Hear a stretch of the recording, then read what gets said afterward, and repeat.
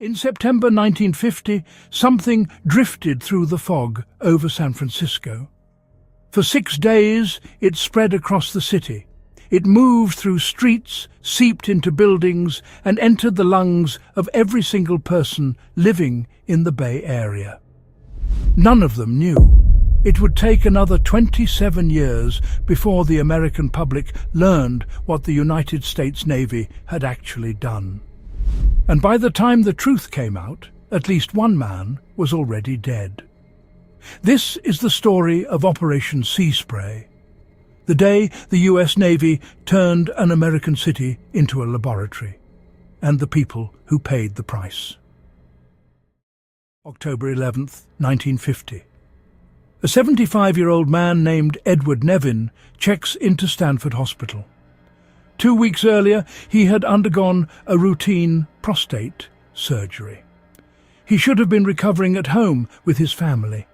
Instead, he had a strange, aggressive infection the doctors had never seen before. It had spread to his kidneys, then his bloodstream, then his heart. Within 3 weeks, Edward Nevin was dead. His family was told it was complications from his surgery.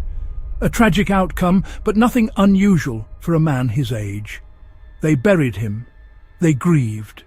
And for the next quarter-century they had no reason to question the story they had been given. But Edward Nevin was not alone. Over the following weeks, 10 more patients arrived at Stanford Hospital with the exact same rare infection, the same unusual bacteria. Physicians were so confused that they wrote an article about it in a medical journal, trying to make sense of what they were seeing. How does an infection almost never seen in humans suddenly appear in 11 different patients, in one city, at the exact same time? The answer would remain classified for another 25 years. And when it finally came out, it would change how Americans thought about their own government forever. To understand what happened, we need to go back to 1949. The Cold War was heating up. The Soviet Union had just tested its first nuclear device, ending America's monopoly on the ultimate weapon. Fear swept through Washington, and with that fear came a new obsession: biological warfare. American military planners were convinced that the next war would not be fought with bombs alone. It would be fought with invisible particles. Microscopic agents released into the air over cities, spreading disease faster than any army could respond. Could an enemy really do this to an American city? How fast would the particles spread? How many people would be exposed?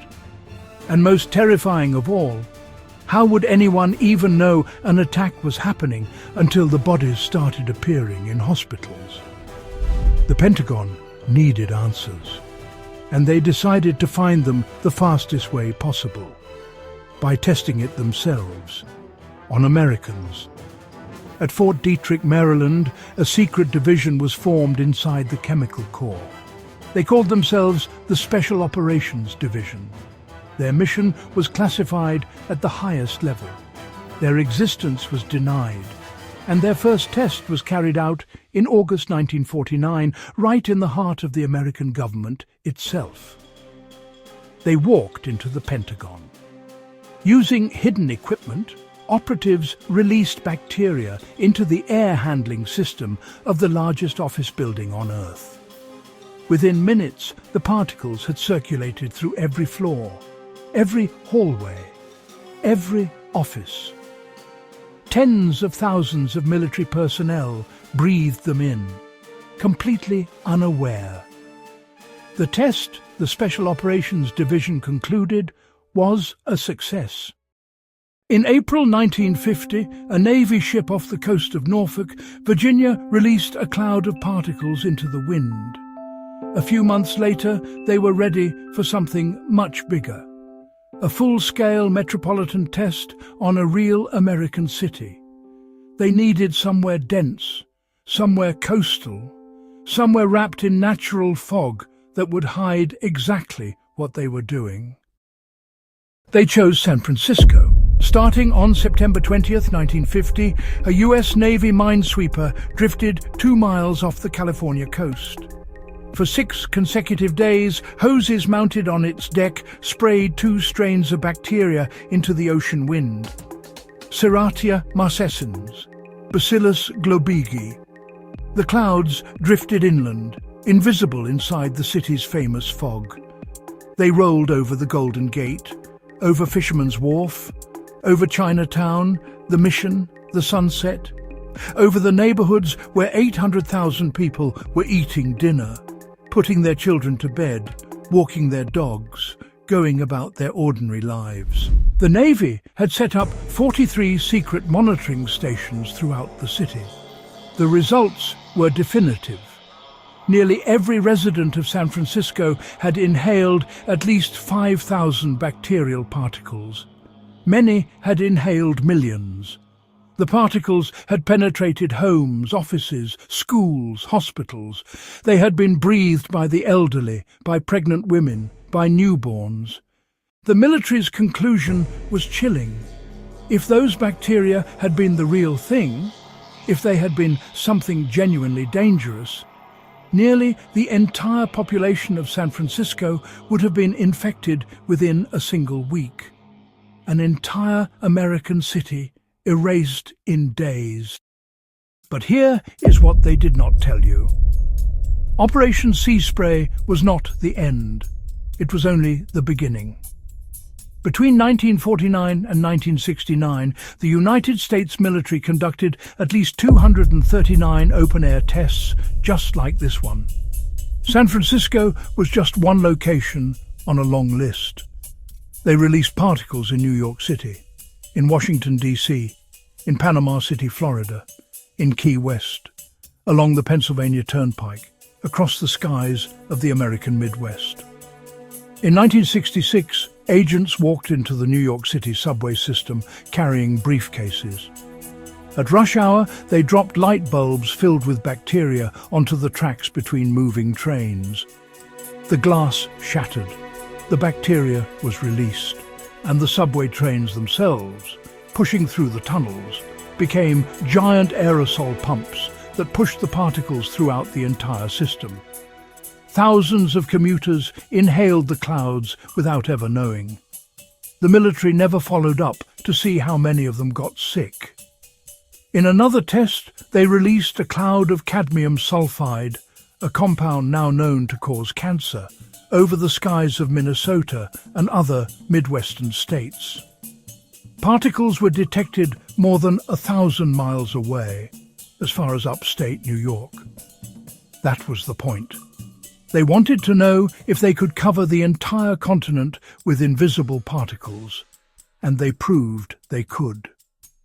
For 27 years, none of this was public.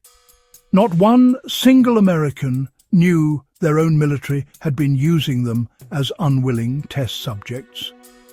Not the people of San Francisco, not the subway riders in New York, not the drivers on the Pennsylvania Turnpike, not the family of Edward Nevin. The truth only came out in 1977, when a Senate subcommittee forced the Army to disclose what it had done. The revelations triggered shock across the nation. Newspapers ran front-page stories. Senators demanded explanations. But the military's response was simple. The tests had used agents believed to be harmless. No laws had been broken. No apologies would be offered. Edward Nevin's grandson, a young lawyer in Berkeley, was reading the morning news when he saw his grandfather's name in the paper. For decades, his family had been told the old man died of complications from surgery. Now, finally, he understood what had really happened. He sued the government. The case fought its way all the way to the United States Supreme Court. The Nevin family lost at every level. Every court agreed on the same principle. The government was immune. You cannot sue the United States military for what it does in secret, no matter who dies, no matter why. And here is the part the public never fully grasped.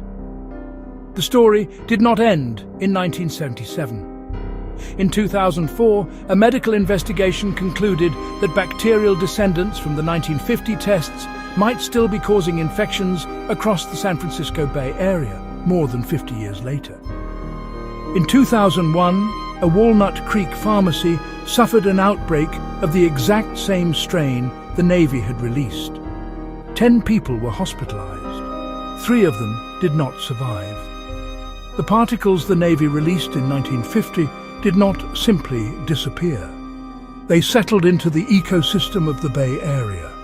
They reproduced, they evolved, and they are still there today. Operation Sea Spray was not an accident. It was not a mistake. It was not a misunderstanding. It was a deliberate experiment by the United States government to see what would happen if its own citizens were exposed to unknown bacteria without their knowledge, without their consent, and without any way to say no. We may never know how many Americans were harmed by what the military called harmless simulants. We may never know how many Edward Nevins died quietly in hospital beds. Their families told it was something else entirely. The fog over San Francisco in September 1950 was not just fog. It was a government experiment, tested on ordinary Americans who had no idea they were the subject.